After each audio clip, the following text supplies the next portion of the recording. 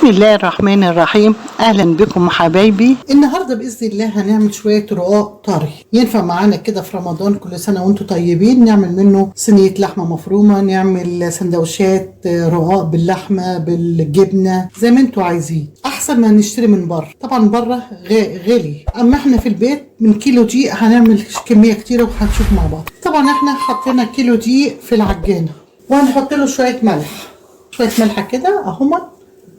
بسم الله الرحمن الرحيم. ونبدأ نشغل العجانة.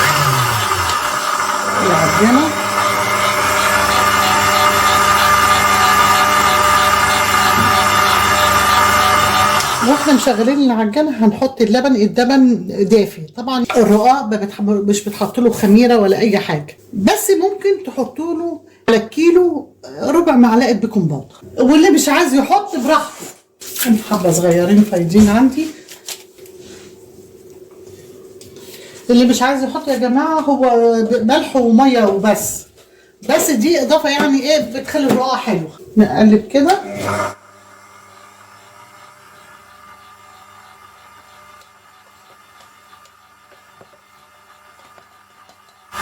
ونبدا نضيف اللبن. هبدا اضيف اللبن. بسم الله الرحمن الرحيم.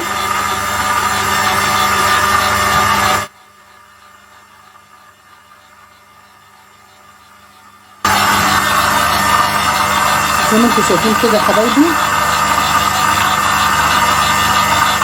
وهضيف برضو حبة مية. اللبن والمية دافيين.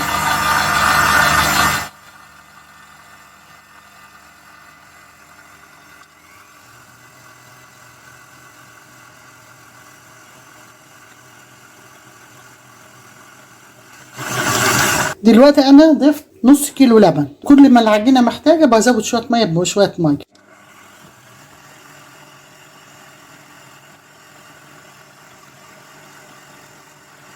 طبعا علشان صوت المكنه هطفي دلوقتي، وبرده هدنيني اعجن فيها. الاهم شيء نعجنها عجنه كويسه. هضيف 3 معالق زيت. بسم الله الرحمن الرحيم. 3 معالق زيت ونشغل.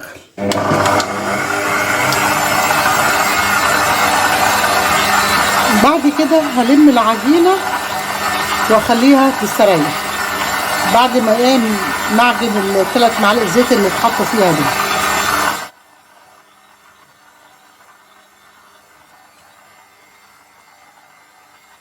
زي ما انتوا شايفين يا حبايبي العجينة بقت بالشكل اللي انتوا شايفينها ده كده، اتعجنت كويس. هروح مطلعها من قلب المكنة واسيبها ترتاح شوية، يعني ترتاح بتاع ربع ساعة كده او بالكتير او نص ساعة. وبعد كده هنقطعها مع بعض زي ما انتوا شايفين يا حبايبي. بعد ما جبت صينية وفردت عليها شوية دقيق بالمنظر ده كده، وهنا العجينة بعد ما اتعجنت كويس وخلعت من قلب العجانة بقت عجنتها حلوة زي ما انتوا شايفين كده اهو بالشكل ده كده، ولا هي ناشفة ولا هي طرية. بصوا عايزين نقطع بقى قطع صغيره كده زي حجم الليمونه الكبيره. وهنا طبق جبنا فيه حبه زيت صغيرين. هناخد حته العجينه بالشكل ده كده اهي، نلمها كده اهو شايفين اهي. ولو عايزين اقل من كده اعملوا على حسب بتبقى الصينيه، مش عايزينها كبيره بالشكل ده كده. ونقص يا دوب وشها بس كده اهو علشان نسيبها ترتاح ووشها ما ينشفش. نجيب حته العجينه بالشكل ده كده نلمها اهي. لقينا حته العجينه كبيره شويه نروح واخدين منها حته كده اهي، عشان انا مش عايزه الرقاقه كبيره كده. واعص وشها بس كده زيت علشان ما ينشفش اهي. سهله وعجينتها سهله جدا يا جماعه. ومش شرط يكون في عجانه، الواحد يعجنها زي عجينه الفطير. يدنيتها يعجنها، ومهم ما يخليهاش طريه ولا يخليها ناشفه قوي، في المعقول. ندهن وشها زيت كده ونرصها. هدنيني اعمل بالمنظر اللي انتوا شايفينه دون لغايه ما اخلص تقطيع العجين، وبعد كده هنشوف مع بعض. زي ما انتوا شايفين يا حبايبي بعد ما قطعتهم في الصينيه في الصواني خدوا الصينيتين دول. حد هيقول لي عملوا الكيلو عمل كام؟ عمل 45 رقعة زي ما انتوا شايفينهم اهو. هسيبهم يستريحوا وبعد كده نيجي نفرد علشان احنا هنسويه على عين البوتاجاز من فوق. هنا يا حبايبي جبنا شويه دقيق وهنحط عليهم معلقتين نشا ونقلبه كويس.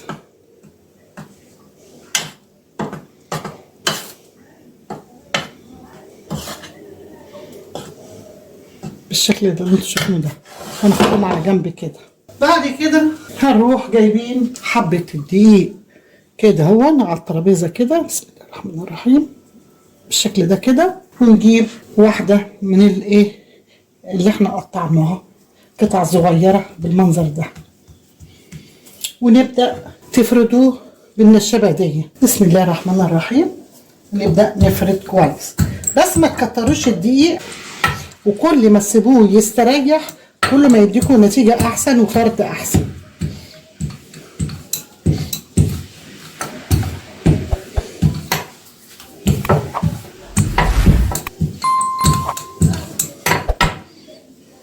ترفعوا كده وتدهنوا الترابيزة بالشكل ده.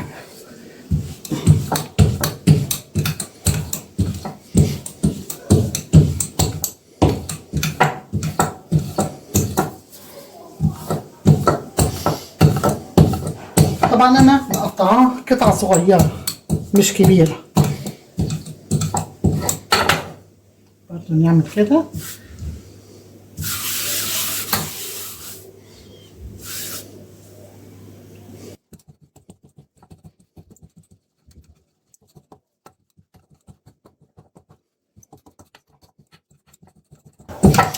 انتوا عايزين تكبروها عن كده تروحوا مكبرين الايه العجين. انا عامله العجينه على قد الليمونه.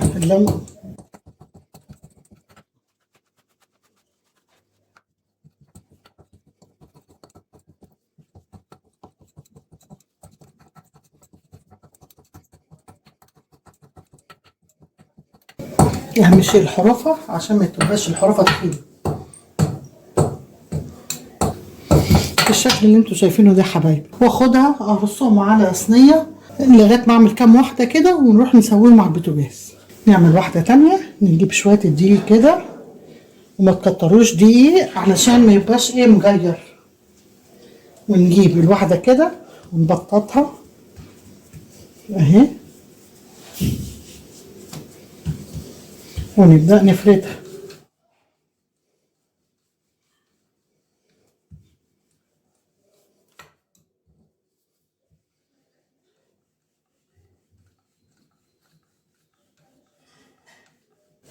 وممكن عشان العجينه ترتاح معاكم تفردوها شويه كده وتروحوا ايه ركنينها على جنب كده، ونفرد كام واحده وبعد كده نفردها على الاخر تستريح معانا وتتفرد بسهوله.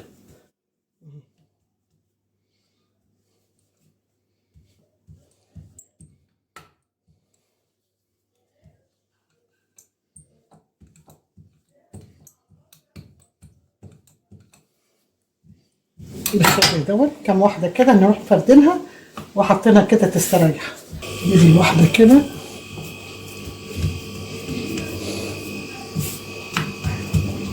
ونفردها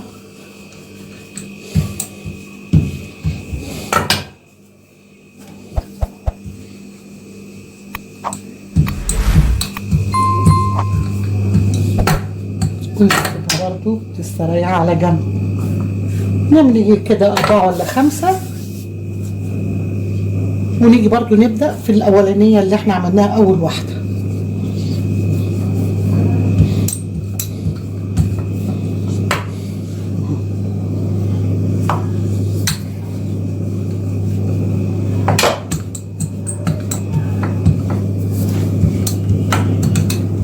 بالشكل كده اهو زي ما انتوا شايفين كده. ونيجي ناخد أول واحدة عملناها تكون استريحت وتتفرد معانا.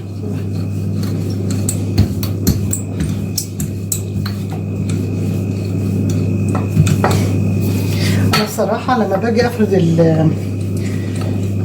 الرقاق بفرده بالنشابة الطويلة العصاية دي، بس عشان الترابيزة مش عاملة اعمل فيها، ببقى قاعدة والطبلية قدامي وافرد بيها، بيبقى اسهل لي من دي.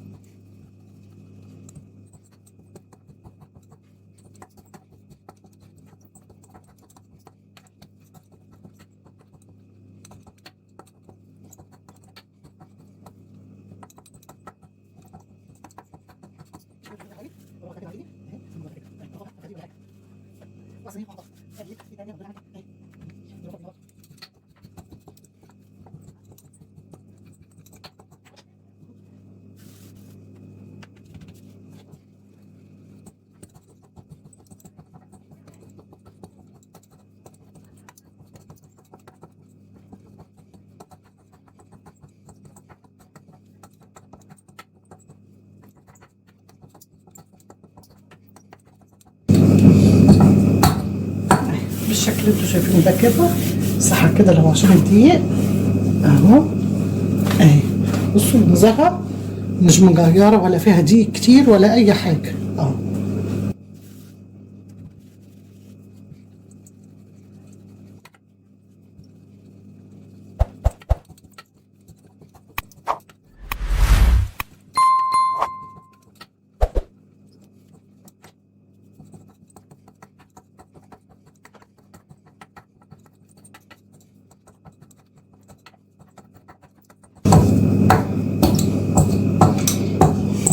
الشكل ده كده برضو نعمل صحاحة كده واروح شايلاها بالراحة كده اهي بالشكل اللي انتوا شايفينه.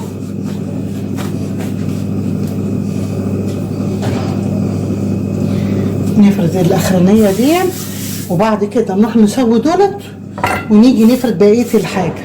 انا اوريتكم بقى ايه طريقة الفرد. هدانيني اعمل بالشكل اللي انتوا شايفينه دون لغايه ما اخلص الكيلو كله وهعمله بالنشابه الصغيره دي. زي ما قلت لكم النشابه دي لما بكون ايه قاعده قدام الطبليه او الترابيزه بعرف اتحكم فيها واعمله، ويكون كمان الرقاق كبير. اما دون انا عاملاه على قد الصينيه الصغيره يبقى محندق كده صينيه رقاق حلو كده.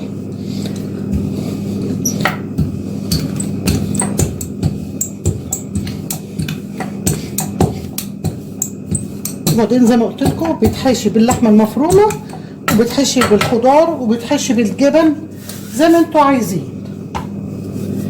منه بيتعمل خرط ومنه بيتعمل زي السندوتشات كده.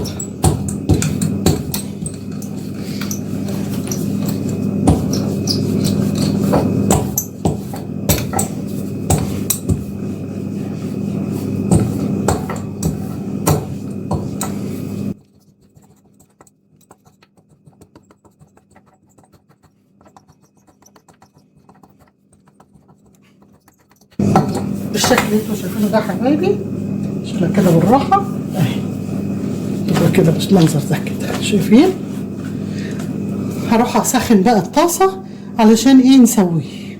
زي ما انتوا شايفين يا حبايبي حطيت طاسه على النار بالشكل اللي انتوا شايفينه دون تسخن، وبعد ما تسخن اروح جايبه الرقاقه بالشكل ده كده بسم الله الرحمن الرحيم واحطها على الصاجه بالمنظر اللي انتوا شايفينه ده.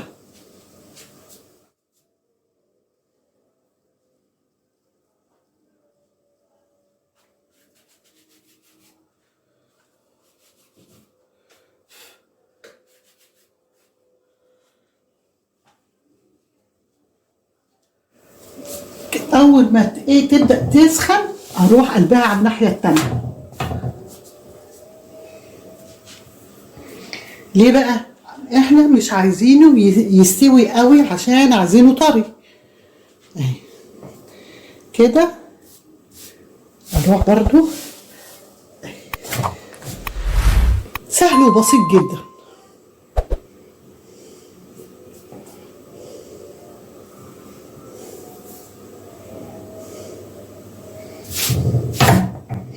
وطبعا مهديه النار عشان ايه؟ مش عايزاه يتلسع ولا عايزاه يحمر، انا عايزاه ابيض علشان يبقى طري.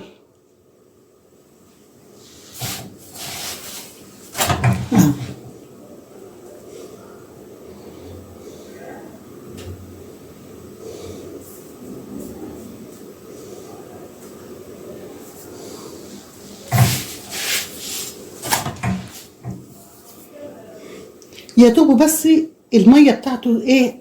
تنشف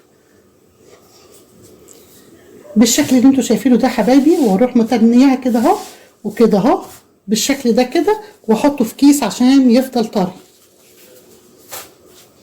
نجيب واحده كمان اهي، بسم الله الرحمن الرحيم، بالشكل ده كده اهي. واهم شيء تطلعوه زي ما قلت لكم، تحطوه في كيس عشان يفضل طري.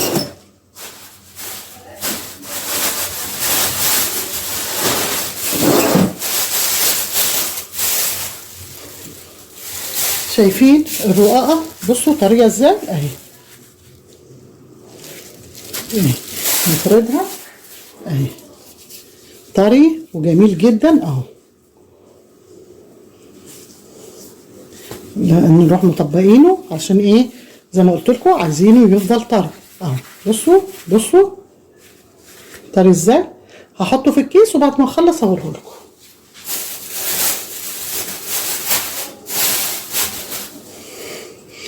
برضه هوريكم دي اول ما احس ان اهي، اروح قلبها على الناحيه التانيه. طبعا لو انتوا عايزين بقى فيها فكاكيع كده وتقب، بس هيقلب بقى على ناشف، مش هيبقى طري. لو سيبناه يعمل وعلينا النار عليه هيقلب معانا، اول ما هيطلع هينشف على طول، يبقى رقاق ناشف. بس احنا بنعمل رقاق طري علشان لما نعملها صينيه باللحمه المفرومه، نعمله سندوتشات، نعمله زي ما انتوا عايزين. ممكن بنفس الطريقه دي تعملوه كريب.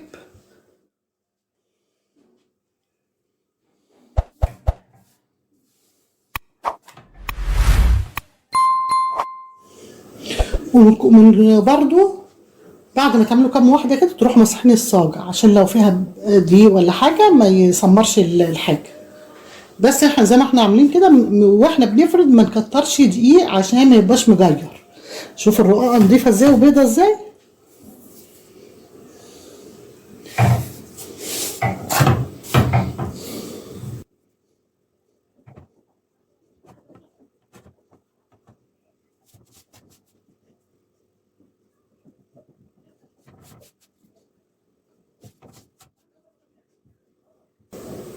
برضو هنروح شايلينها. بصوا اهي طريه وجميله اهي اهو. بصوا طري ازاي اهو. هنطبقها ونشيلها برضو في الكيس عشان تفضل طريه. هدانيني اعمل بالشكل اللي انتوا شايفينه ده لغايه ما اخلص الكميه، وبعد كده نشوف مع بعض. وكده يا حبايبي الرقاق خلص، الرقاق الطري. طبعا الكيلو عمل لنا الكميه، بصوا عمل لنا الكميه كتير قوي اهو، وهو الباقي اهو. الرقاق بصوا بصوا طري اهو، بيتفرد جميل جدا اهو. طبعا احنا اهم شيء ان احنا هنقوم عليه هنطبقه كده، ونروح تنينه كده هون، ونشيله في قلب اكياس ونحفظه في الفريزر، لان لو سبناه بره بالشكل ده هينشف. عشان يفضل طري على طول نحطه في الاكياس ونشيله في الفريزر. وقت ما تيجوا تستعملوه هتسيحوه، تحطوه في الميكروويف في يسيح وتستعملوه على طول، او سيبوه على الترابيزه يسيح وتستعملوه على طول. وكمان وانتوا بتسووا اللي تطلعوها تحطوها في كيس او تغطوها بحته عشان يفضل طري، لان الهواء بينشفه اهو. بصوا جميل جدا اهو اهو، كله بالشكل ده اهو اهو اهو، يتفرد يبقى بالشكل ده.